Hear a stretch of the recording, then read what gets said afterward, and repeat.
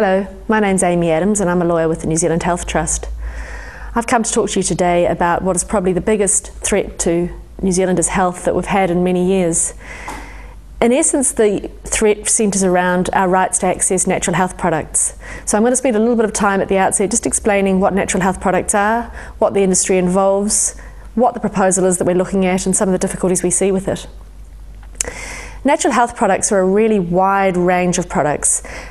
They cover the very, very common ingredients like vitamin C and baroccas, glucosamine, fish oils, right through to the more unique and less well-known products. The interesting thing about this sector is that as time goes on, more and more people are using these products, and the current figures suggest that the industry is something in the region of $300 million a year in New Zealand alone. Independent researchers tells us that 62% of New Zealanders use natural health products of some sort on a regular basis, so that's over 2.5 million people. So it really is an industry that's become quite mainstream and very well used in New Zealand. At the moment, natural health products, or as they're sometimes called dietary supplements, are controlled under the Food Act of 1981 and under a particular set of regulations called the Dietary Supplements Regulations of 1985. So we do have a set of rules in place that control what products can be sold in New Zealand. Most of the industry do agree, though, that those regulations are not well suited to the industry. They're outdated, they're outmoded, they're not particularly well enforced, and they leave a lot of gaps that need to be covered. One of the key problems with the current laws as we have them is that dietary supplements can't legally make any claims about what they can do and how they should be used. As soon as you want to make any claim about what the products can do, then legally you need to be registered as a medicine. I think most of us know, though, that that's not in fact the way the products actually are sold, and more often than not claims are made, although strictly they're done illegally. But by claims we're talking about things as simple as saying vitamin C can help increase your immunity, or to say fish oil is a good way of reducing cholesterol. So these are very low-level claims, things that we're used to seeing every day, but at the moment they're technically illegal. So most of the industry agrees that there needs to be a re-look at the way dietary supplements and natural health products are controlled. The industry is in favour of that, and it's spent a number of years working with the Ministry of Health to try and come up with a better way of regulating these products. One of the key things that the industry and the ministry agreed on in the years gone by is that dietary supplements have to be recognised for what they are. They're not foods and they're not medicines. What they are is a set all of their own, somewhere in between the two. Because of that, they need regulations that are focused just on what they are and that are specific to that industry. So for many years, the ministry and the dietary supplements industry were working together to come up with a good set of regulations, and things were heading along that path quite nicely in the early part of the century. In 2002, though, the Ministry of Health came up with a discussion document which really came as a bolt from the blue. Under that discussion document, the ministry announced that what it wanted to do was set up a Trans Tasman agency with Australia, which would then be given the rights to control not only all natural health products, but all pharmaceuticals, all medicines, and all medical devices. That was very concerning to the natural health industry, because what it meant was the existing Australian drug regulator would be given control of the whole natural health sector. The New Zealand industry has got some familiarity with the Australian body involved, which is called the TGA, the Therapeutic Goods Administration, and it knew that it wasn't working well in Australia to control their natural health sector, and immediately there was a lot of concern about bringing this into force in New Zealand. So after the discussion document came out, through public pressure, the government was forced to send it to Select Committee for study and for investigations. The Health Select Committee spent all of 2003 holding hearings into the proposal and hearing evidence from all sides. It heard evidence from MedSafe, the government body that's involved, that's charged with regulating this area. It heard evidence from most of the natural health sector. It heard evidence from many consumer groups, and it heard evidence from everyone who felt some concern or support for the proposal. Now that select committee was made up of representatives of all the parties in Parliament. There were 6 government MPs from the Labour Party and 5 non-government MPs. And so it was a very well represented cross-section of Parliament. At the end of 2003, that select committee reported that the government should not go ahead with the proposal to hand control to the TGA. Now that was a unanimous finding, including the vote of all the government MPs. That was a very clear signal after hearing the evidence that this is a proposal that should not go ahead, that is not in the best interest of the New Zealand consumer.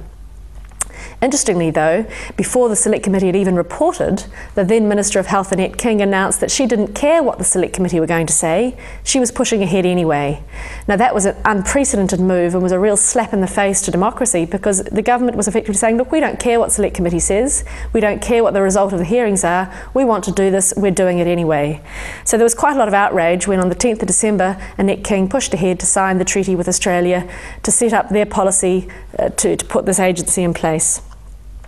After that treaty was signed, the proposal was sent back to Select Committee for further consideration, and once again the Select Committee came out saying, don't do this, it's not good for New Zealand, this is not where we should be going. And still the government is determined to ignore the second report as well and push ahead to put it in place. Now, as this has been going on, the opposition to the proposal has been growing all the time and is continuing to grow. More and more people are coming to understand the proposal, coming to understand the impact of it and how devastating it will be for the future health freedoms of New Zealand. Because of that opposition, the government has so far failed to do what it must do to make this law, which is to have enabling legislation passed. In New Zealand, both with this government and the previous government, we have minority governments in place. That means that Labour on its own cannot pass the law it needs to bring this into effect. It must have the support of at least one other opposition party, and more than likely two.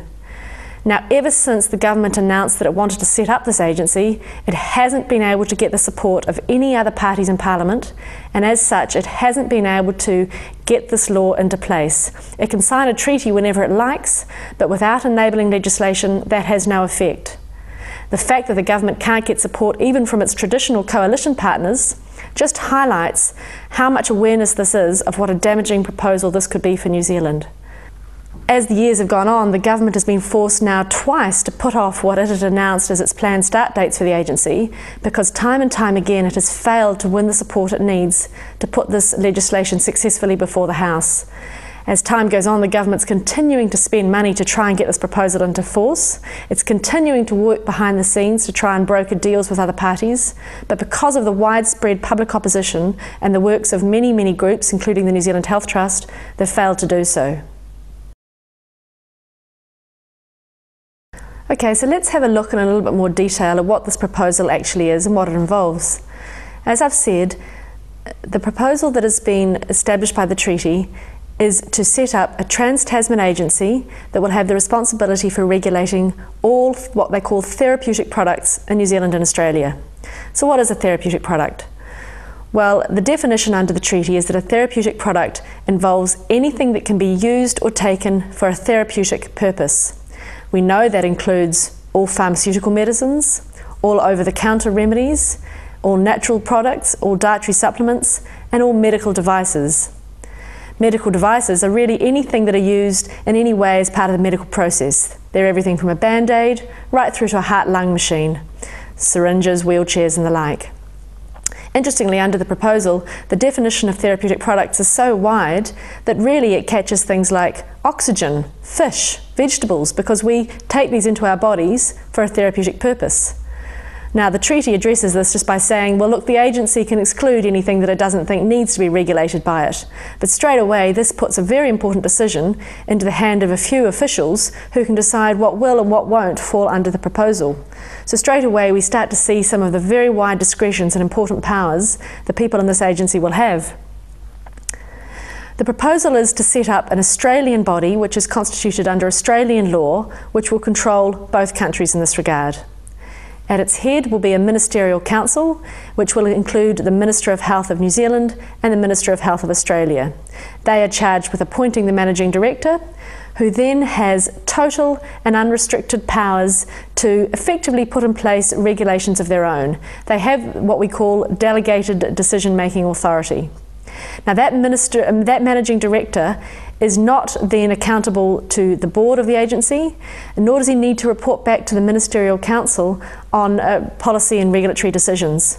Once that person is appointed, they will have almost unfettered control over what products are able to be sold in New Zealand or Australia. The Ministerial Council, as I've said, is made up of 2 ministers, and so it might look at first glance as if New Zealand has got as much say as Australia. But in reality, you have to look at the bargaining positions of the 2 countries. New Zealand does not have now and will never have the same sort of bargaining power that Australia has, and merely because we're 1 vote out of 2, it does not suggest that we're going to carry the same sort of weight into the decision-making process.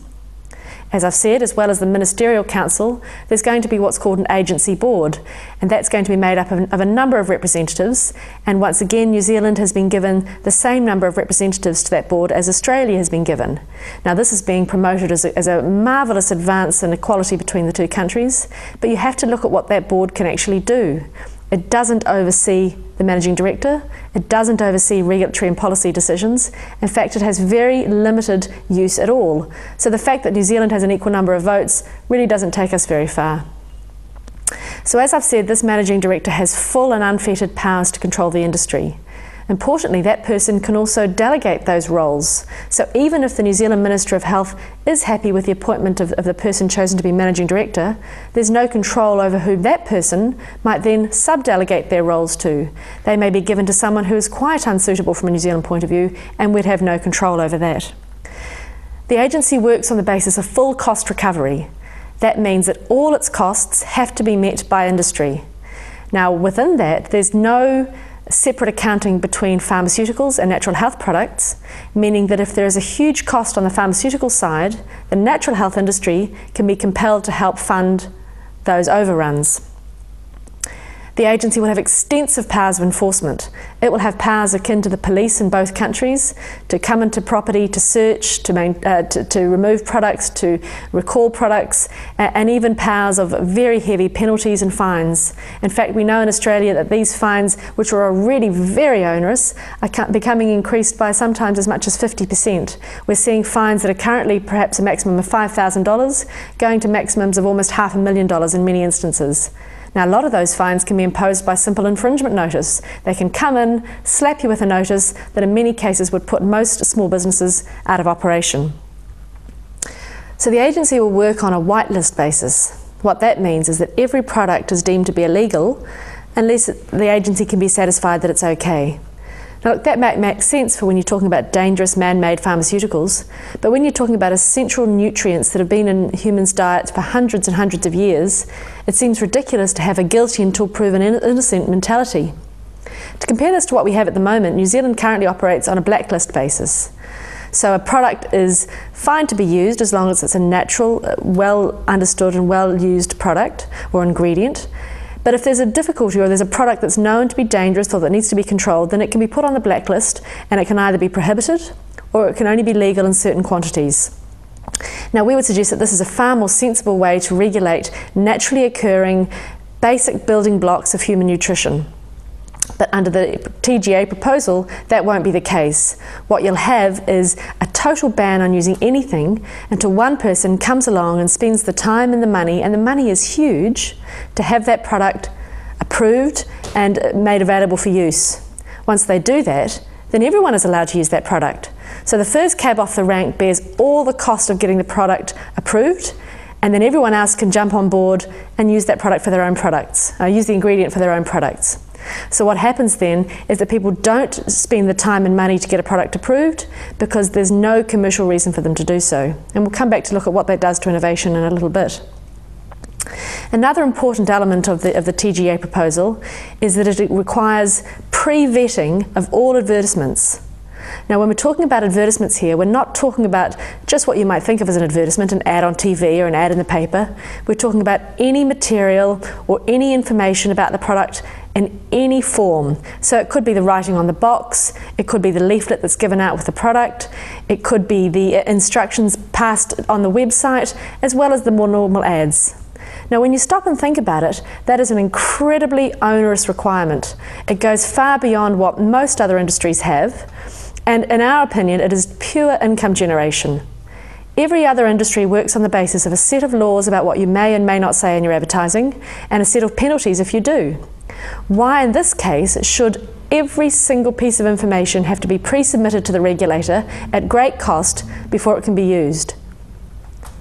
Any change, you'd have to go back to the regulator, go through the process again, and before that information can be put out there. All that does is acts to limit the information the consumer gets, incurs huge cost to businesses which must be passed on, and is totally unnecessary when a system of rules and enforcement would achieve the same ends.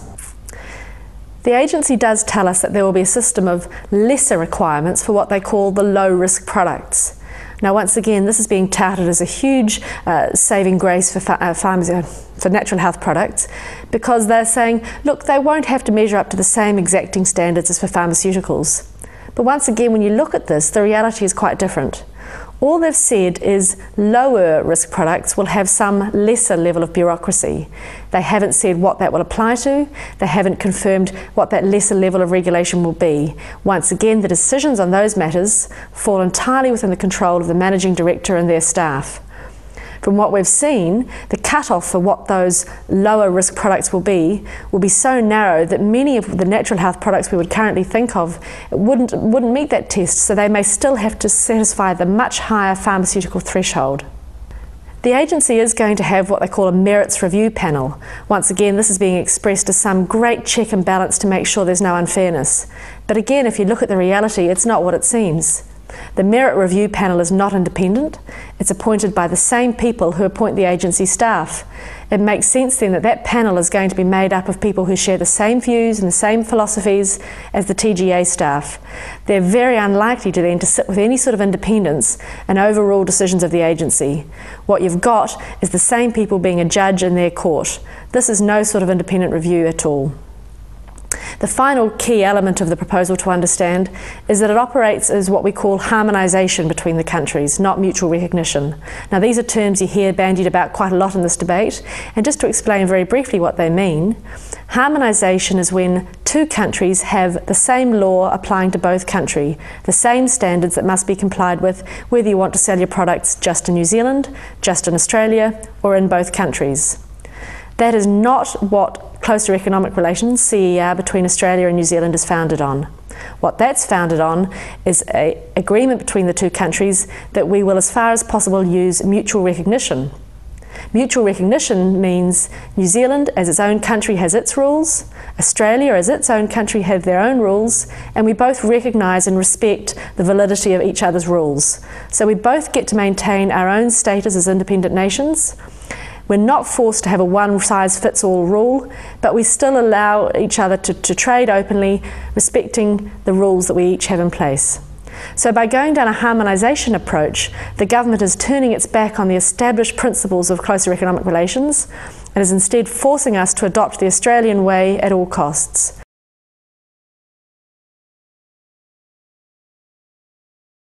Okay, so we've had a bit of a look at what the proposal is. Now let's look at some of the concerns with this proposal are. One of the starting points is to say, in all of this, nowhere has the government ever established a reason for doing this. Nowhere have they shown a real problem that needs to be addressed, that needs this sort of heavy-handed bureaucracy that would justify a course like this.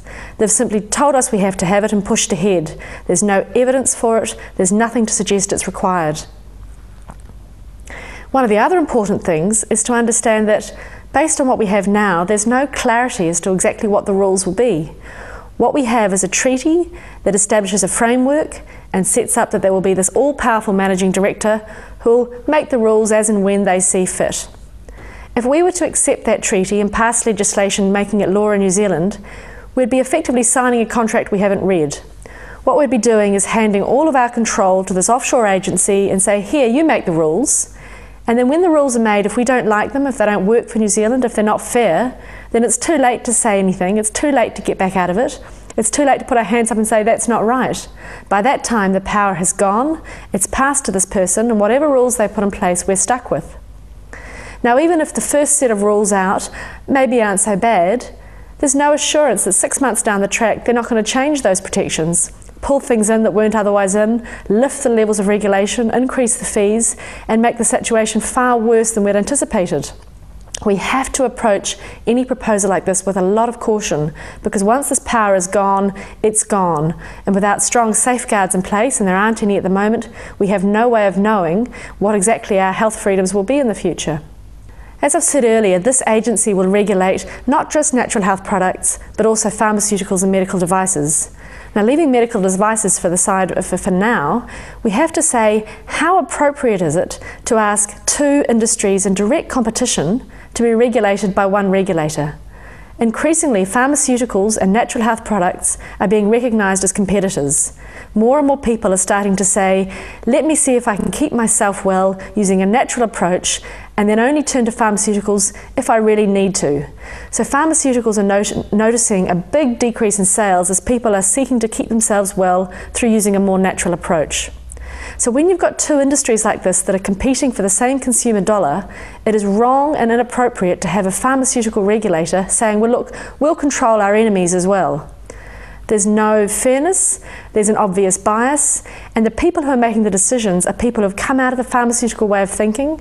They've been trained in pharmaceutical approaches, they share that philosophy, and they have a usually undisguised bias and dislike of anything in the natural health genre. It is quite wrong to put those people in charge of that industry. The proposal is incredibly heavy-handed as far as bureaucracy goes. Under the Trans Tasman proposal, there will be no less than 5 levels of regulation before a product hits the shelf. It has to be regulated when the ingredients are imported. It has to be regulated when they come into the country. It has to be regulated when they're first manufactured. They're regulated again when they're supplied, and they're regulated again at the retail stage.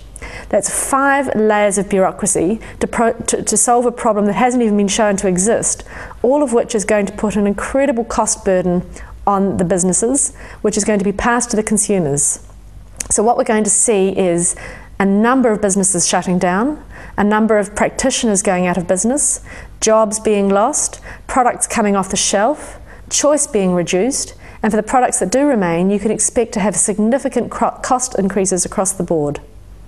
Even though this agency has been sold as a whole new agency where New Zealand and Australia will join in on equal basis, that's just not correct. What we know is that what this is in reality is the existing Australian TGA extending its reach to New Zealand. They'll have a new name, they might have some new letterhead, but it'll be the same people, the same systems, the same bias and the same problems. Only New Zealand gets to suffer along with Australia. The treaty that talks about setting up this proposal does talk about there being some ability for each country to maintain their own regulations in some aspects. But again, when you actually look at how that would work, it's not going to be possible. There's too many reasons that you cannot have one regulator enforcing 2 different regulations in different countries. So except in very limited circumstances, it is simply wrong to really maintain that under this proposal there can be any sort of national differences between us. As far as natural health products and health products generally are concerned, we are going to be losing our status as an independent country. We will be subject to Aussie rules whether we like them or not. The other thing that's interesting to note with this proposal is that even in their own paperwork they make it very clear that bringing New Zealand on board is not going to be the end of it. What the TGA wants to do is set itself up as one of 1 or 2 regulators worldwide. They're looking to use New Zealand to leverage them into being a strong international agency. By getting us on board, they hope to convince other countries to also come under the regime. They're looking to rely on our good name and our reputation to extend their own domain and set themselves up in the Asia-Pacific region as the only regulator. So if that is to happen, New Zealand's voice gets diluted even further. We might start off 1 vote and 2 now, but we can see that very quickly down the track, any influence we would have will go out the window as more and more countries come on and they look to protect their position. When you compare this sort of agency to any other joint operation between countries around the world, this is incredibly, there is no protection here for New Zealand.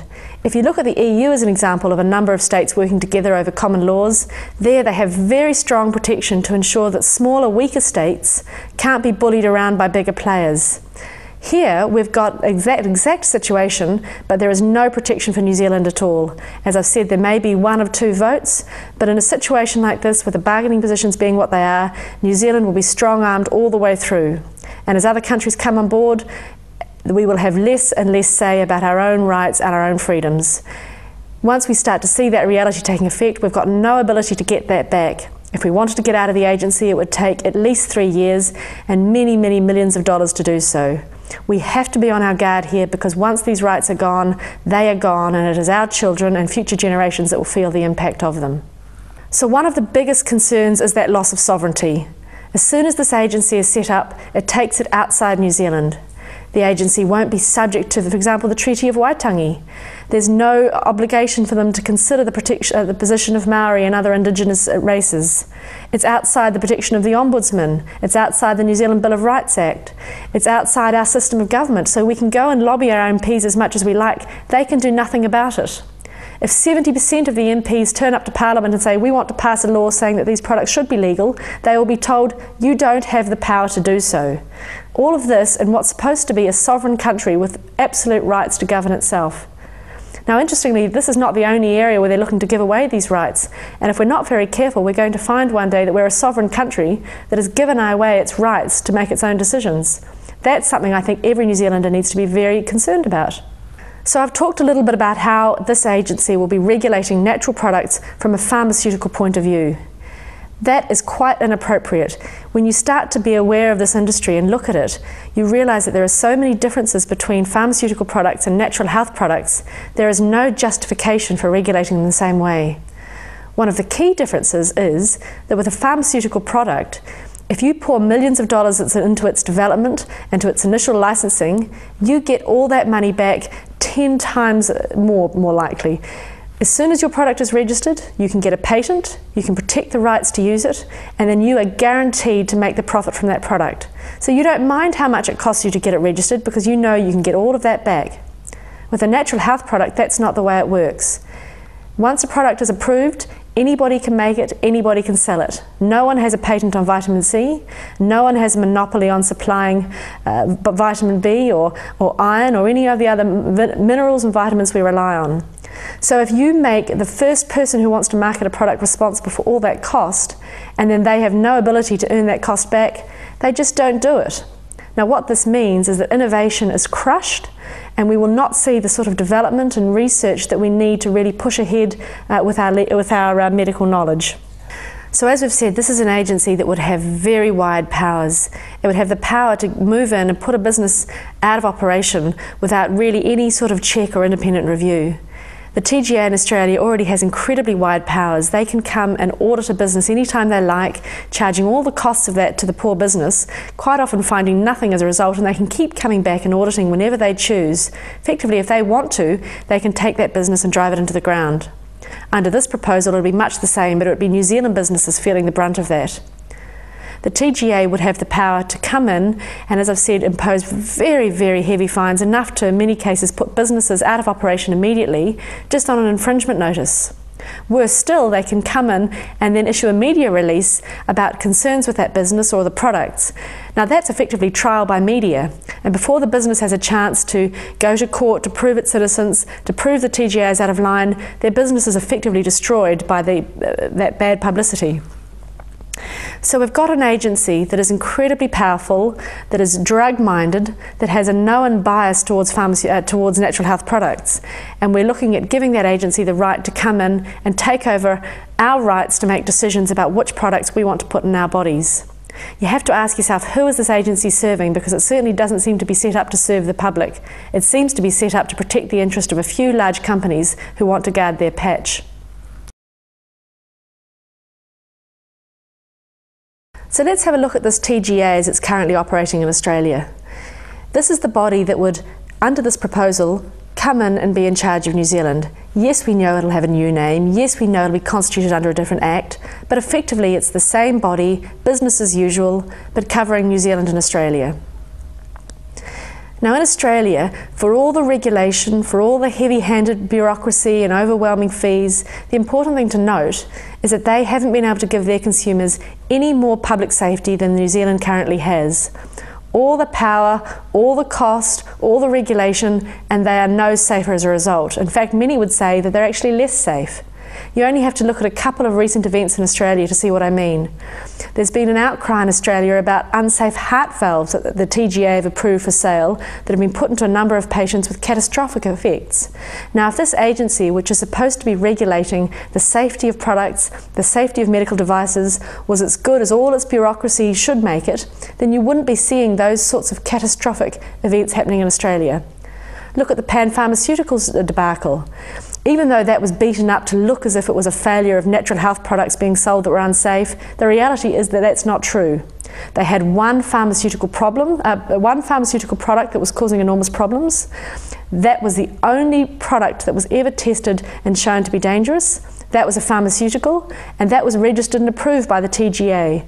So if this body gives such a high level of public safety and justifies all the costs and regulations that brings with it, why are we still seeing those sorts of total system breakdowns that Australia has had in recent years?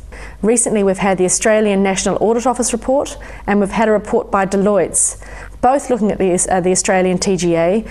Both have come out very critical of this body. They say that this body has a total lack of accountability, a lack of transparency, no real clarity as to how its discretions are utilised, and a very heavy-handed and often unjustified approach.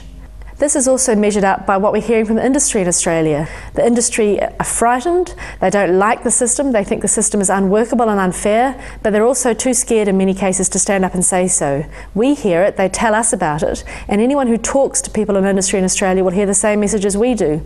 This is a system that isn't working and that isn't benefiting the consumers. What you have in Australia at the moment is a system that encourages non-compliance. Because it is so difficult and so expensive to try and fully comply with all the regulations, a system of non-compliance develops. It's simply easier for businesses to turn a blind eye and not worry about the little changes that they should notify, not tell the agency about what they're doing and the changes they should make, because it becomes too expensive and they simply couldn't survive. A large black market develops. You can't get the products legally, people still want the products, and so this underworld of supposedly illegal products develops. That's not a system we want. We don't want a system of regulation that forces people into a black market. We don't have that in New Zealand, we don't need it, we don't want it under the TGA proposal. Here's a situation where we should learn from the mistakes Australia's made and not repeat them here. One of the reasons that the TGA is so keen to extend their reach to New Zealand is because by lifting their own status to that of an international agency, they will get more power in their own country. At the moment, the TGA is federal law in Australia. It doesn't automatically apply to all states, and in fact a number of the states haven't adopted it. They won't follow the TGA. Now that's very frustrating to the TGA that want total control. They know that by lifting their status to an international agency, that law becomes forced on all the states, removing that non-compliance and extending the powers that the TGA has. Another reason they want to be lifted to that international status is that because like it removes from New Zealand's controls, it would remove it from Australian controls. So the independent review processes and appeal rights that Australians are guaranteed under their system of laws wouldn't apply to this as an offshore agency. That same thing would apply in New Zealand. This body as an offshore agency wouldn't be subject to our standard checks and balances that keep all of us safe from excesses of government. Many people in Australia have told us that they're hoping that by New Zealand coming on board will force Australia to fix many of its problems. Frankly, that's short-sighted. This body is looking to make itself bigger and more powerful. They're certainly not going to come over to New Zealand and then slacken the reins that they've spent the last 10 years tightening in Australia. This is a system that we only have to look at Australia to see how bad it is, and it's a system that we must avoid. Okay, so let's look at what this would mean to the average New Zealander if this proposal did in fact become a reality. I've covered off in discussion so far some of this, but let's recap. What it's going to mean is that a lot of New Zealand businesses will close, a number of practitioners will shut their doors, a lot of the products we currently have on our shelves will disappear. The products that do remain are likely to become far more expensive as businesses seek to pass on these compliance costs. A number of natural health products will either become unavailable or they will become regulated out of usefulness, and I'll return to that a little bit later on. New Zealand is losing control if this process goes ahead. It's losing the right to make its decisions, it's losing the right to make changes as it needs to, and it's losing the right to look at things that come up in the future and decide whether they should apply here. A really good example of this is what we call the Codex rules. Now, a number of you may have heard Codex discussed, and you might be wondering what it's all about. Well, very simply, Codex is a committee combined of from the WTO, the World Trade Organization, and the Food and Agriculture Committee of the UN. Codex is an international organisation that it was set up to look at food and international food standards, but has decided to enlarge its scope to include looking at nutritional supplements. What Codex has been doing over the last few years is trying to put together international standards on nutritional supplements. Now, those standards are not automatically binding on anyone, and because of this, Codex can say, well, look, it's not our decision, we just put up standards and each country makes their own call about whether or not to adopt them. What those standards are, though, are setting maximum permitted levels of effective ingredients. And those levels, when you look at them, are such that a number of products are not going to be able to be effective. The maximums are brought down so low that the products will cease to have much of the therapeutic benefit that they can offer. Now, by doing this, those products are being, as I said before, regulated out of usefulness. You might be able to get, for example, your folic acid, but will it be of a high enough dose to actually provide the benefits that it needs to provide you? Now, why would they do that, you might say? Well, to answer that question, you really have to look at the membership of Codex and how it's made up. What we know is that a number of the representatives on Codex have strong backgrounds in the pharmaceutical sectors, strong links to those sectors, and you have to start asking the questions about who they are really there to serve. Are they there perhaps to limit the competition coming from the natural health sector, or are they genuinely there to promote what's good for the consumers? I have my views on this, but obviously it's something that people have to decide for themselves. So Codex has come up with a series of guidelines that it says are international standards on these products. Now, as I've said, they're not binding on member countries, but if New Zealand were to go ahead with the TGA proposal, it wouldn't be New Zealand that would make that decision about whether to adopt the Codex standards, it would be this TGA. Now, the TGA have said, look, Codex doesn't apply to us, we're about medicines, they're about food. Well, that might be right, but look at what they're covering. The TGA would be charged with regulating nutritional supplements. Codex is making international guidelines on the very same nutritional supplements. The TGA may not be forced to adopt them, but I don't believe that any organisation like that will look at these international standards and then not apply them, given that they are on exactly the same type of products that the TGA is regulating. The TGA will choose to adopt them or not, and New Zealand will be stuck with those decisions. So if the Codex guidelines do what we all fear, which is make these products of such low dosage levels that they can't be of much benefit, New Zealand won't have any ability to not adopt those standards. That call will belong to the TGA. Now, that's a very real example of the sort of control New Zealand would be losing if we were to give away the rights to this TGA.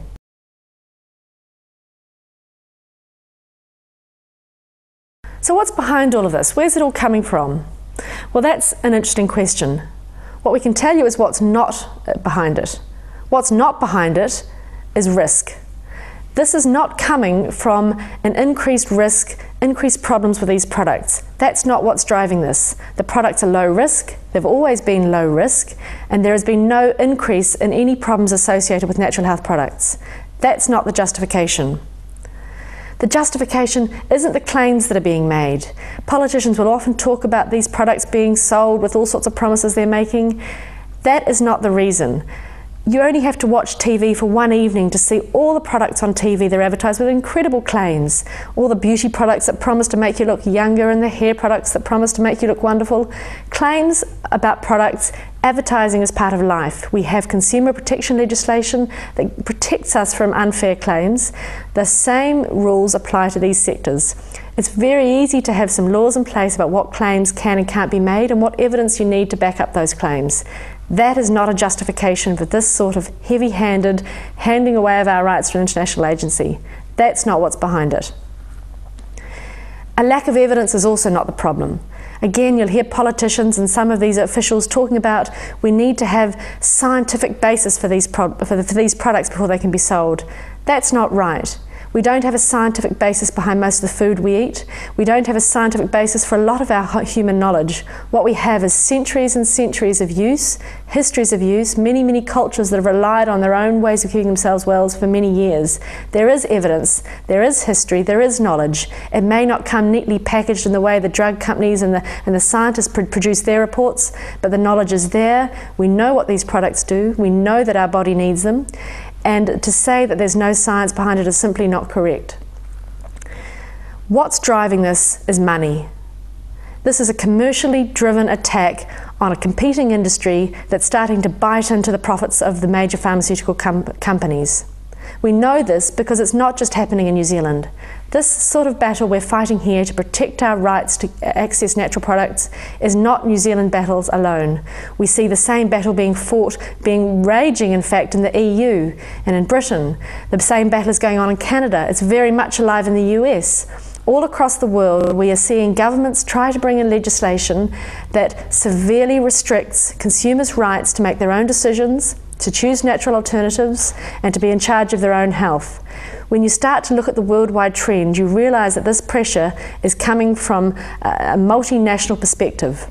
That's what's behind this. It's not about consumer safety, and it's for the consumers to stand up for their rights to ensure that money doesn't make these decisions. Another interesting element of this is more local. It's all about the New Zealand government's desire to see more and more decisions being removed from the local context. By handing the rights to control industries to offshore bodies, what's happening is that it removes it from the scope of the New Zealand political scene. The health sector is only one of the sectors that the government is looking to set up these sorts of offshore international joint agencies. They're looking at it in banking, they're looking at it in securities, they're looking at it in finance, they're looking at it in commerce. There's a number of areas where if the government has its way, these decisions will be given away offshore. Now, why would they do this? Well, again, you can only wonder. But one of the things we have to look at is the fact that the government is getting increasingly frustrated about having to operate in an MMP environment. They are, as they have been for many years now, a minority government. They cannot act unless they can get several other parties on side to act with them. More and more, this is creating a stalemate. So what they're looking to do, it seems to me, is to hand the rights to these agencies, and then once those rights are given away, that agency can do what it likes without having to keep coming back to Parliament for the approval of our democratic system each time. Now that is perverting the whole course of our democracy. We've set up this system to provide protection for the people. By attempting to pervert it and give it away to offshore agencies, the government is trying to escape the very checks and balances that the people have put in place. Personally, I don't want to wake up one day and find that New Zealand has no rights left to control its own destiny. I don't want to wake up and find that in all effects we're really a state of Australia, but no one's bothered to tell us. Just because we're a sovereign country in name, it doesn't mean we're a sovereign country in effect if we don't have the rights to make any decisions for ourselves anymore. So those are some of the things that I believe are driving this proposal, and some of the things that consumers need to be very aware of, and why they should be very concerned about these proposals.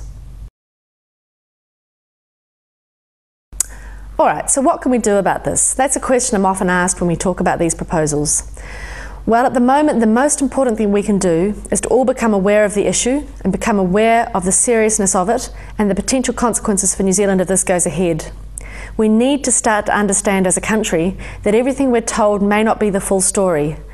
The government is determined to make this happen. It has spent many years and many millions and millions of dollars hiring staff, doing the groundwork and trying to get this in place. They've spent so much time and energy on this that they couldn't back out now even if they wanted to. They've committed with Australia to push this ahead. They are doing everything they can, putting out all the spin they can to try and convince the New Zealand public, the New Zealand industry that this is a wonderful thing. Highlighted a couple of large businesses in the sector, and they're trying to work with them to produce those people as being supportive industry. They put together little industry groups that are only supported by a couple of businesses, and then they claim to have business on side. That's not true. The New Zealand Health Trust is working with over 70% of the industry, and we know that they don't want the TGA proposal. They know how devastating it would be, not just to their business but to the consumers, and they're opposed to it. One of the key things the New Zealand Health Trust has been doing is to get the message out there, tell people the truth, not just what they're hearing from the government spin doctors. This proposal is serious, it's important, and it has to be defeated. So how do we do that? One of the best things you can do is to join and encourage your friends to join New Health New Zealand. This is a whole fresh approach to health, and it is putting together all the people in New Zealand who care about their options and who want the focus to be on what's good for the consumer, not what's good for the companies. New Health New Zealand is dedicating to ensure we have a system of health that focuses on the consumer and looking after their interests. New Health New Zealand has been put together by the New Zealand Health Trust and a number of the other people and groups that we've been working with, all who share similar views in this matter. We're not going to stop just with this proposal though. That organisation is going to set itself up to ensure that the whole health system becomes accountable to the consumers and comes back to achieving what it really should achieve, which is looking after the consumers first and foremost. Don't be fooled into thinking that there's no other way of regulating these products safely. We know there is. One of the first things the New Zealand Health Trust did when this proposal first came to the forefront was to come up with an alternative. We developed a model, we had it economically tested, we had it proven to show that natural health products can be properly, safely and effectively regulated in New Zealand at very minimal cost to business.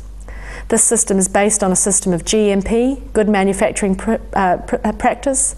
It's based on a claims guide making very clear rules about what can and can't be said in respect to products, and it's based on a self-certified central web register of products.